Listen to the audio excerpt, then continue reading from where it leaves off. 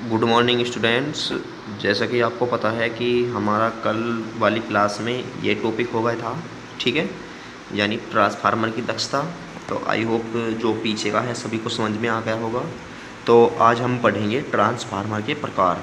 देखो, जो हमारे ट्रांसफार्मर होते हैं ये कितने प्रकार के होते हैं मैं आपको बता दूं। ये दो प्रकार के होते हैं, ठीक है। कौन कौन से होते हैं वो भी हमारे, एक तो होता है ऊंचाई ट्रांसफार्मर और एक होता है हमारा अपचाई ट्रांसफार्मर, ठीक है।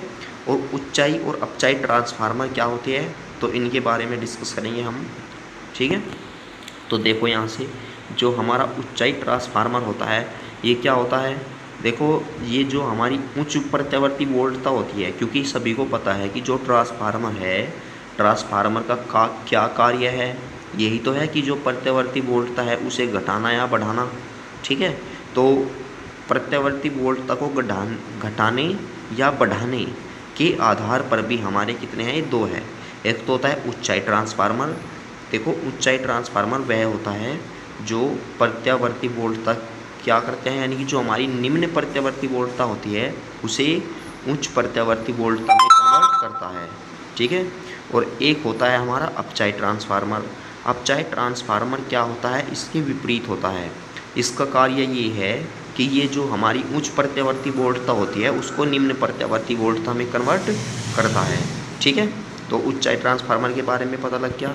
और देखो, ऊंचाई ट्रांसफार्मर का एक ऑब्जेक्टिव ये बन जाता है कि ऊंचाई ट्रांसफार्मर के लिए NS बड़ा होता है NP। देखो यहाँ से NS का मतलब है सेकंड जो हमारी कुंडली है उसमें फेरों की संख्या, और P का मतलब है प्राइमरी जो कुंडली है हमारी उसमें फेरों की संख्या, ठीक है। यानी कि द्वितीयक कुंडली में ज़्यादा होती है और कम में, और इसमें कम होती है प्राथमिक में। यानी जो हमारा, देखो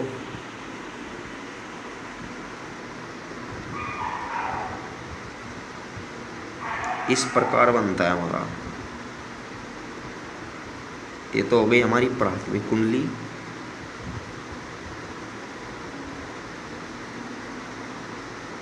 ठीक है। अब ये हो गई हमारी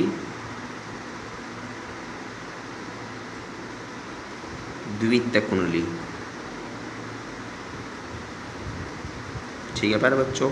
क्योंकि सभी को दिख रहा है कि इसमें क्या है, ज़्यादा वो कम फेरे हैं और इसमें ज़्यादा फेरे हैं, यानी कि ये तो होती है हमारी NP और ये होते हैं हमारे NS। यानी कि द्वितीयक कुंडली में फेरों की संख्या ज़्यादा होती है, जो हमारा ऊंचाई ट्रांसफार्मर होता है। ये कौन सा ट्रांसफार्मर है हमारा, ऊंचाई। देखो, नाम में ही इसके क्या है, उच्च। तो सिंपल सी बात है, जो क्या करेगा, उच्च वोल्टता में कन्वर्ट करेगा निम्न वोल्टता को, ठीक है। तो आई होप यहाँ तक सभी के क्लियर हो गया होगा, ठीक है। और एक बात और, जो प्राथमिक कुंडली होती है इसमें क्या होते हैं, मोटे तार लिए जाते हैं, क्योंकि मोटे तार के ही क्या है, हम अधिक फेरे लगा सकते हैं। तो आई होप यहाँ तक प्यारे बच्चों क्लियर हो गया होगा। अब इसके बाद में देखो हमारा अपचाई ट्रांसफार्मर भी मैंने आपको बता दिया। देखो, अपचाई ट्रांसफार्मर क्या होता है हमारा, इसमें देखो, ये देखो अपचाई का मतलब होता है जो उच्च को निम्न में, यानी इसका उल्टा कर दो, क्योंकि ऊंचाई का तो हो गया हमारा जो निम्न को उच्च में, और जो उच्च को निम्न में कर दे उसे बोलते हैं हम अपचाई। और अपचाई का क्या कार्य है, देखो इसमें क्या होता है, प्राथमिक कुंडली में तो ज़्यादा फेरे होते हैं, ठीक है, और द्वितीयक कुंडली में कम फेरे होते हैं, क्योंकि इसमें द्वितीयक कुंडली तो मोटे तार की बनी हुई होती है, लेकिन जो प्राथमिक कुंडली होती है हमारी वो क्या होता है, प्राथमिक, और ये होती है हमारी द्वितीयक कुंडली। क्योंकि जिसमें मोटे तार होंगे उसमें कम फेरे और जिसमें ज़्यादा होंगे उसमें पतले तार होंगे, ठीक है। तो NP NS हो गई हमारी। देखो, उसमें हमें स्पष्ट रूप से दिख रहा है कि जो NP है बड़ा है NS से, ठीक है। तो जब ये कंडीशन फॉलो करेगी, इसका मतलब जो हमारा ट्रांसफार्मर होगा ये कौन सा होगा, अपचाई ट्रांसफार्मर, ठीक है प्यारे बच्चों। अब यहाँ से आ जाओ, ये क्लियर हो गया हमारा। मैंने यही लिख रखा है अपचाई ट्रांसफार्मर में कि यह उच्च प्रत्यावर्ती वोल्टता को निम्न प्रत्यावर्ती वोल्टता में बदलता है। इसमें जो NS छोटा होता है NP से, यानी कि प्राथमिक कुंडली में फेरों की संख्या ज़्यादा है और द्वितीयक कुंडली में फेरों की संख्या कम होती है, ठीक है। अब आती है हमारी ट्रांसफार्मर में ऊर्जा हानियाँ।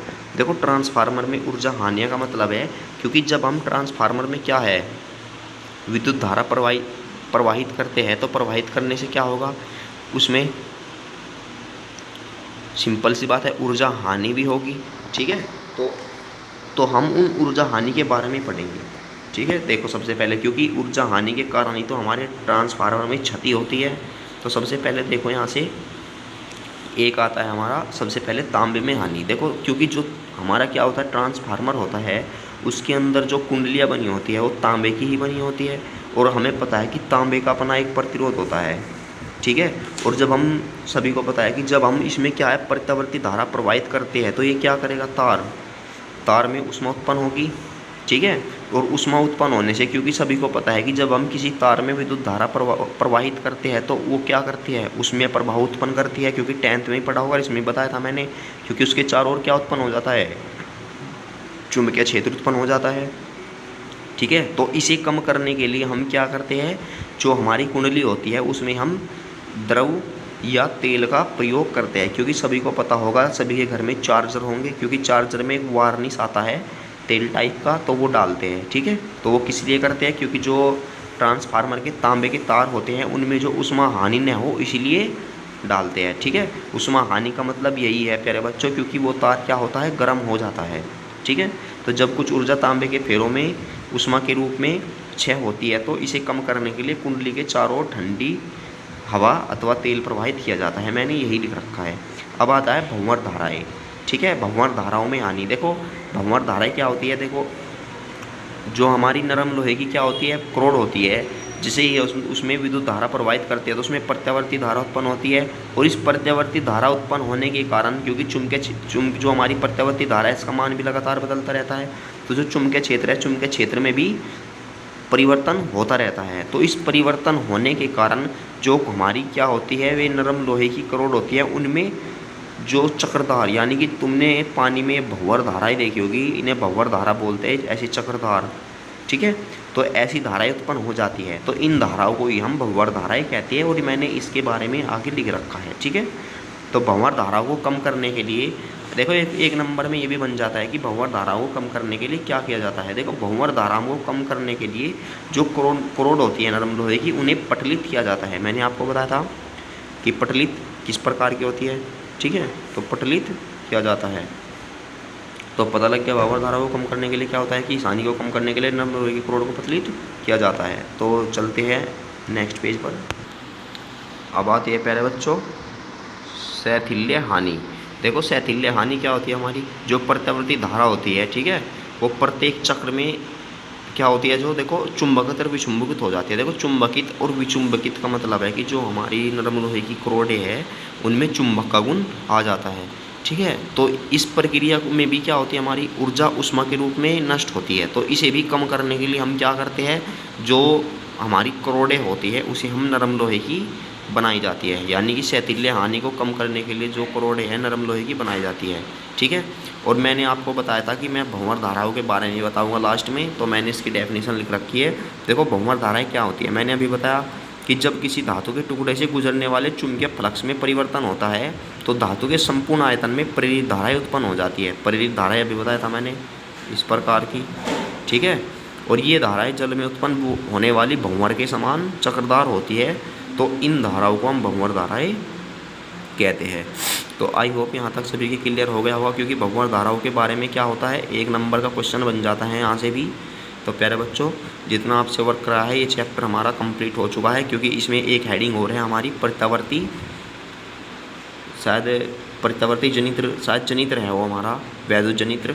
तो वो क्या है, प्रत्यावर्ती पर ही आधारित है, प्रत्यावर्ती धारा पर ही, जो तुमने 10th में पढ़ा था, तो उसे तुम्हें अपना आप ही पढ़ना है खुद ही। ठीक है, उसमें ज़्यादा कुछ खास नहीं है। ठीक है, तो भंवर धाराएँ सभी को पता लग गया, और ये जो हमारी ऊर्जा हानियाँ हैं सभी को पता लग गया। ठीक है प्यारे बच्चों, तो इसको क्या करना है, आपको अच्छे से कंप्लीट करके आपको फेयर में नोट करना है। तो मिलते हैं अपने नेक्स्ट वीडियो में, और अब हम क्या है, कल से न्यूमेरिकल स्टार्ट करेंगे, क्योंकि जो हमारी फर्स्ट बुक है उसका केवल हमारा एक चैप्टर रह गया है। ठीक है, ये न्यूमेरिकल करते ही हम उस चैप्टर को कंप्लीट करा के आपकी सेकंड बुक चलाएंगे।